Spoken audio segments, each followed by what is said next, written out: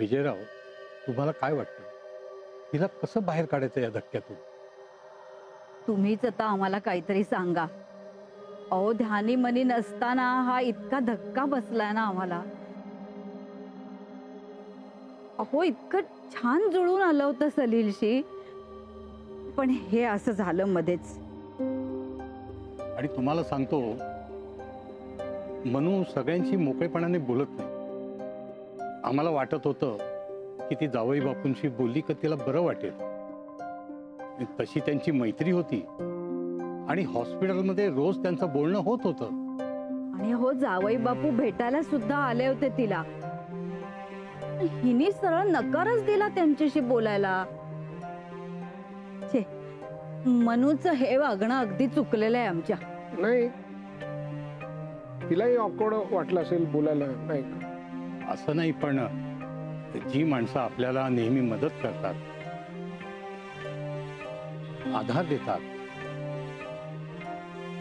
अशा आपल्या जवळच्या माणसांना असं करू नये. त्यांच्याशिवाय कोण असं हो आपल्याला? हो, खरं आहे. पण अहो, पण ती तुम्हाला भेटली, बोलली तुमच्याशी, तेव्हा तिच्या जीव आल्यासारखं वाटलं. तिच्या मनावरचं दडपण कमी झाल्यासारखं वाटलं. पण मग जावई बापूंशी बोलायला का नकार दिला असेल तिने? आणि आता विचारता सुद्धा येत नाहीये ना. तुम्हाला काय वाटतं? मला म्हणजे ना, काय काय बोल, मी तुम्हाला रिक्षापर्यंत सोडून येतो.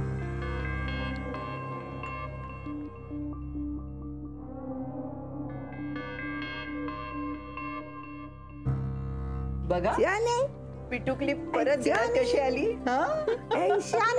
अलके, एवढं काही कौतुक करण्यासारखं नाहीये.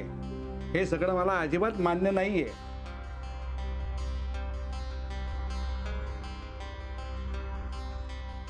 माई, मी म्हणतो की तू का परवानगी दिलीस तिला इथं ठेवायला?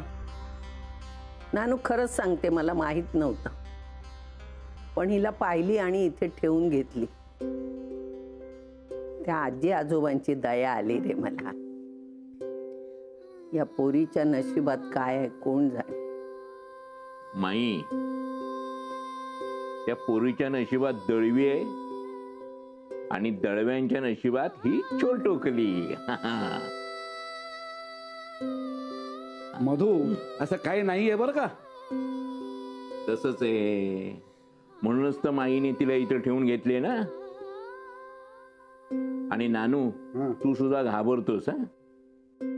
तिचा लळा लागेल ना छोटुकलीचा, म्हणून. खरं आहे का नाही सांग, खरं आहे का नाही तेवढं सांग मला. नाही, तसं काही नाहीये. आई, आपण सांभाळूया हिला. अहो, सगळ्यांच्या खांद्यावर बागडताना ही कशी मोठी होईल पत्ता सुद्धा लागायचा नाही. अगं, पण मोहनचं काय? हिच्यामुळे तो घर सोडून गेलाय. त्याला बोलवायचं सोडून मी हिला इथं ठेवून घेतलीय. ही मुलगी जर इथं राहिली तर हे घर कधीही एकत्र येणार नाही, याचाही विचार करायला हवा. नानू मामा, पण ही जर इथे राहिली नाही तर तिचं पुढे काही खरं नाहीये, हा विचारही आपणच करायला हवा ना. अरे पण तसा विचार आपण का करायचा विक्रांत? नानू मामा, आजी, अगं मला सांगा, हिच्या जन्माच्या वेळी आपल्याला हिच्या सत्याबद्दल काहीच माहित नव्हतं, तेव्हा हिच्यासाठी आपण देवाकडे प्रार्थना केली की नाही, आठवतंय ना तुम्हाला? आणि मोनिकाच्या आयुष्यात पूर्वी काय घडलं होतं, जे काही घडलं होतं त्याच्याशी हिचा काहीच संबंध नाहीये. आणि देव जर हिला परत परत इथेच पाठवतोय तर हिचं भविष्य कदाचित याच घरात असेल. बघ ना आजी, कशी पाहते ती सगळ्यांकडे. इतके सारे लोक तिच्या अवतीभोवती आहेत, तिला किती किती सुरक्षित वाटत असेल. हो रे, बघ कशी टकामका इकडे तिकडे बघतीये. ईशा, कुठे आली बाळा तू? हा, अलका आजी, तुम्हाला मस्त मस्त पेज बनवून देशील ना? असं म्हणतीये ती. नानू पणजोबा, तुम्ही माझ्यासोबत खेळायचं हो, पण मला ओरडायचं नाही बरं का. मधू पणजोबा, मी मोठी झाली ना की तुम्ही आणलेली जिलेबी खाणार. आणि पणजी आजी, तू बाबाला जशा गोष्टी सांगायचीस तशा मलाही सांगशील ना. तिथे तिथे मानसी मावशी सांगायची मला गोष्टी. विक्रांत, मानसीला काय झालं रे? मलाही तोच प्रश्न विचारायचा आहे. फोन आला मला. Hello hello. खरंच विक्रांत, काय झालं रे मानसीचं?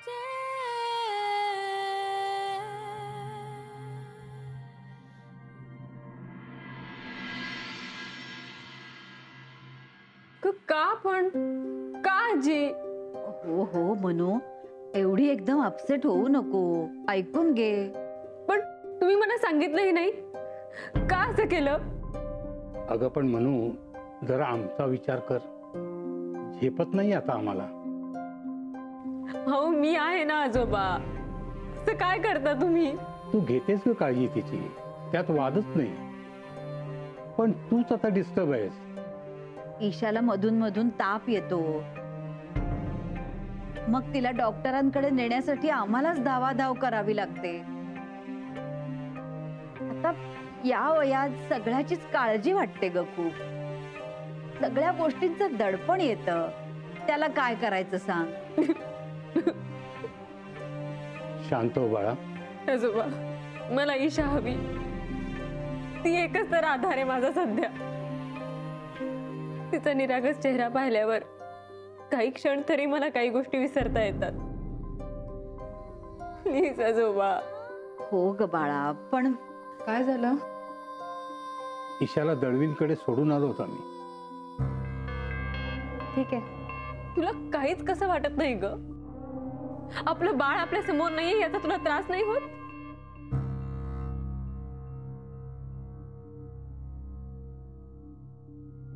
ह्या SMS चा अर्थ काय होतो बाबा? आहे तुमच्याकडे काही उत्तर? सलीलने तिच्याशी नातं तोडले म्हणून ती माझी मैत्री तोडते, हे बरोबर आहे का? आता हे म्हणजे एकाच्या चुकीची शिक्षा दुसऱ्याला दिल्यासारखं नाहीये. हो. बाबा, तिची मानसिक स्थिती बरी नाहीये हे तुम्हाला मान्य आहे ना? मग आपण तिला त्यातून बाहेर काढायला हवं, बरोबर? हो. बाबा, फक्त हो हो नका म्हणू तुम्ही, प्लीज. विक्रांत, हो बाबा, या क्षणाला मी तुमचा मुलगा म्हणून नाही, मित्र म्हणून तुमच्या समोर उभा राहिलोय. प्लीज मला सांगा, मानसीने तुम्हाला काय सांगितलं? पण मला विक्रांत बद्दल जे वाटतंय त्याला सलील प्रेम असं म्हणतोय. तू त्याला सांगायचं, स्पष्टीकरण द्यायचं, त्याला समजवायचंस. नाही करू शकले मी. का? कारण तो जसं जसं बोलत गेला तसं तसं मला त्याचं म्हणणं पटत गेलं काका. बाबा, या प्रश्नाचं उत्तर आता फक्त 3च व्यक्तींना माहित असू शकतं.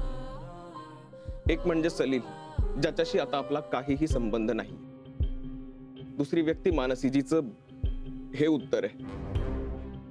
आणि तिसरी व्यक्ती तुम्ही आहात बाबा, ज्या व्यक्तीला सगळं माहिती आहे कदाचित, पण मला सांगायचं नाहीये. ठीक आहे, आता तुम्हीच ठरवा मला कधी सांगायचं ते. मी माझ्या कामाला लागते.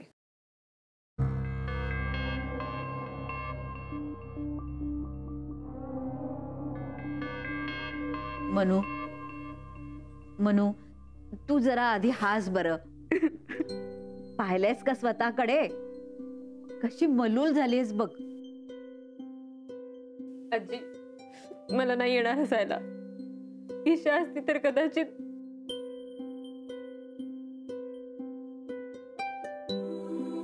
म्हणू, तू पूर्वीसारखी हसती खेळती हो. मग आपण आणू ईशाला परत. हो ना, आधी चांगलं खायला प्यायला लाग. मित्रमैत्रिणींना भेट, हॉस्पिटलमध्ये जा, आपल्या आवडत्या माणसांशी गप्पा मार. मोना, हिला जरा एकदा शॉपिंगला घेऊन जा ग. ऑफकोर्स घेऊन जाईन ना. आणि मनू, तुझ्या ईशाला कोणीही घेऊन जाणार नाही. तिला इकडे परत आणण्याची जबाबदारी माझी आहे. म्हणजे काय? म्हणजे जे मी बोलले तेच. शेवटी ईशा माझ्याकडेच येणार आहे.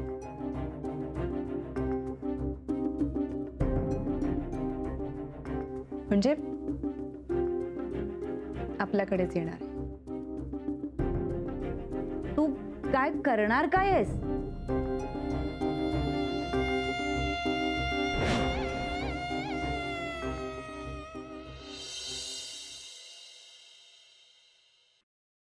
मनू, झोपणार आहेस? काही काम आहे का? बोलायचं होतं. मनू, आजी आजोबांना काळजी वाटते तुझी, म्हणून शेवटी म्हणलं आपणच बोलूया. ताई. मनू प्लीज, आमचा विचारच करणार नाहीयेस का तू? म्हणजे काय करू? जे काही खरं आहे ना ते सांगून टाक. सलीलने मला नकार दिलाय हे सगळ्यांनाच माहितीये. आणखी काय वेगळं ऐकायचंय तुला? आजी आजोबांना गंडवू शकतेस तू, मला नाही. मी कुणालाही गंडवत नाहीये. मग तुझी अशी का अवस्था झालीये ते सांगशील मला?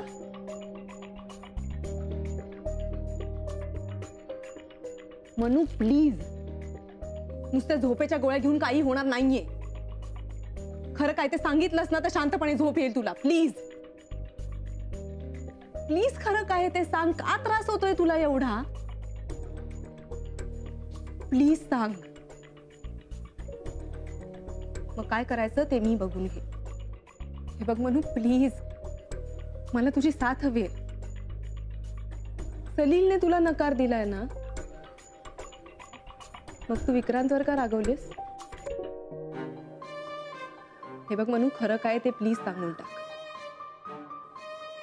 साधारण अंदाज आहेच तसा मला. सलीलने नकार दिलाय म्हणून तू एवढी नक्कीच रागवलेली नाही. आणि तू आत्ता ठरवलंस ना तर जाऊन विक्रांतशीही बोलू शकतेस. इनफॅक्ट आत्तापर्यंत तू सगळं खरं खरं विक्रांतला सांगितलंच असतंस ना, राईट? जर सिच्युएशन नॉर्मल असती तर, जर सर्कमस्टन्सेस नॉर्मल असते तर. काय केलंय विक्रांतने मनू? हे बघ, मला खरं सांग, त्याला धडा शिकवायला मी मदत करते ना तुला. मनू प्लीज शांत राहू नको. तुझ्या शांततेमुळे माझा संशय अजून वाढत चाललाय. प्लीज, काय झालंय तुमच्यामध्ये? विक्रांतमुळे सलीलने तुला नकार दिलाय का? का चिडलीस तू विक्रांतवर? मनू प्लीज, खरं काय ते सांग ना प्लीज.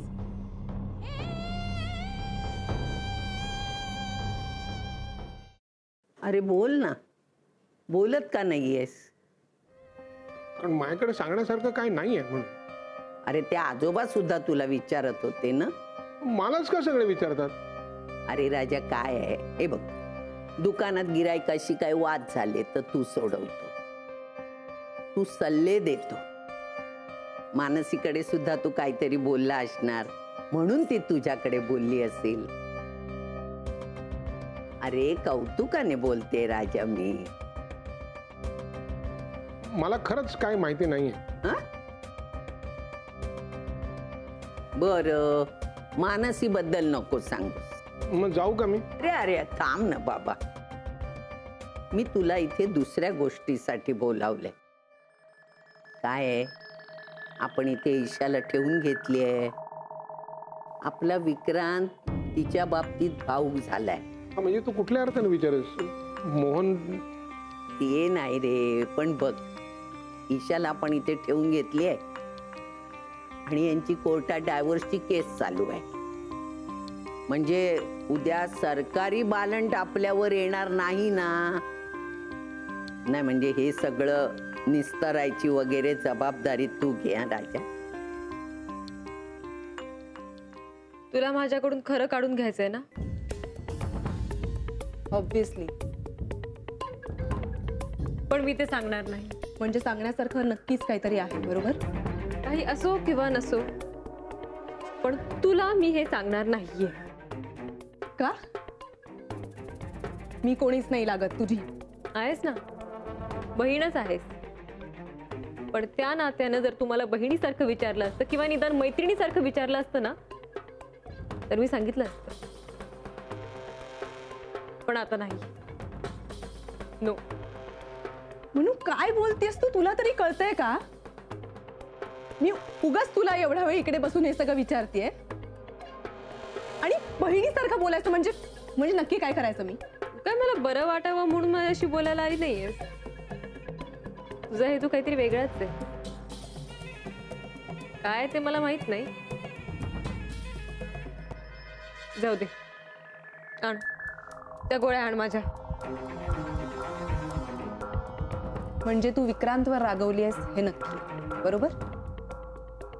माझ्या रागाचं काय करायचं ते मी बघून घेईन ताई. तुझ्याशी मला या विषयावर बोलायचं नाहीये.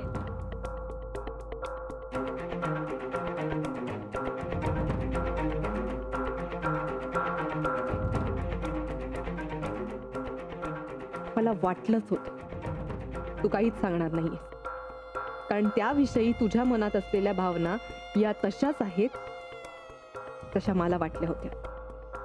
राग फक्त दाखवायला आहे. आणि मला 100% खात्री आहे, जसं इथे आहे तसंच तिथे सुद्धा असणार विक्रांतच्या मनात.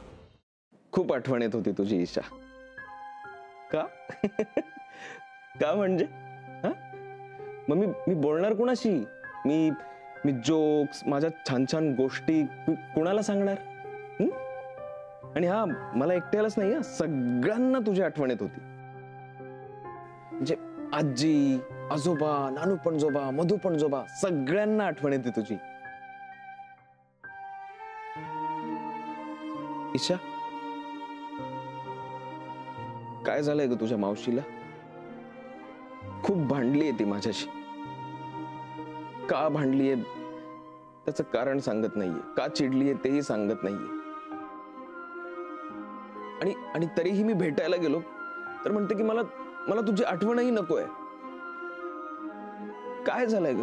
हा, काय झालंय? तिला इतका का राग आलाय माझा? ती तुझ्याशी बोललीये का ती? हा, तुला काही सांगितलंय तिने? ईशा, अशी नाही वागत ग ती कधीच. असं कधीच वागली नाहीये. मग अचानक काय झालंय तिला? आणि इथे मला हे कोणाला सांगताही येत नाही. इथे प्रत्येक जण स्वतःतच अडकलेला आहे. काय प्रॉब्लेम असणार आहे तिला माझ्याविषयी ईशा? हा,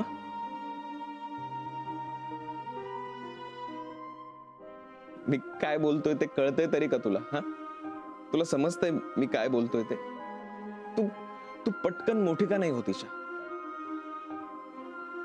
मला माहितीये मी जे बोलतोय ते तुला कळतंय, पण तुला बोलता येत नाहीये ना. तुला आमची भाषा अजून येत नाहीये, तुला माहितीये. पण तुझ्यासारख्या समजूतदार मुलीला देवाने पटकन मोठं करायला हवं, पटकन. आमच्यासारख्या बुद्धू लोकांसाठी. ईशा, काय प्रॉब्लेम असेल ग? काय प्रॉब्लेम असेल तिला माझ्याविषयी? हा, आम्ही खूप चांगले मित्र होतो, म्हणजे आहोत, अजूनही आहोत, निदान माझ्या बाजूने तरी आहोत. काय झालंय तिला? म्हणूनच मला तुला विचारायचंय की कोण एकटे एकटे गप्पा ऐकतंय? बघ, मी तुला म्हणालो होतो की नाही ईशा, हा, आजोबांना तुझ्याशिवाय करमत नाही.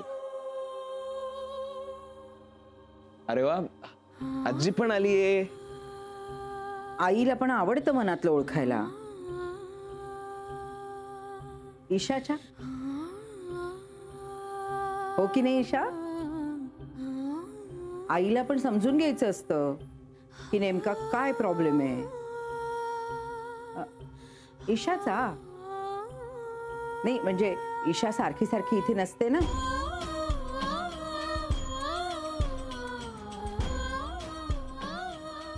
अरे बापरे, आम्हाला उचकी आली. उचकी आली हं? उचकी आली. प्रॉब्लेम हा आहे की आठवण येते ईशाला मावशीची का मावशीला आठवण येते ईशाची. आत्ता कळायला लागलाय प्रॉब्लेम.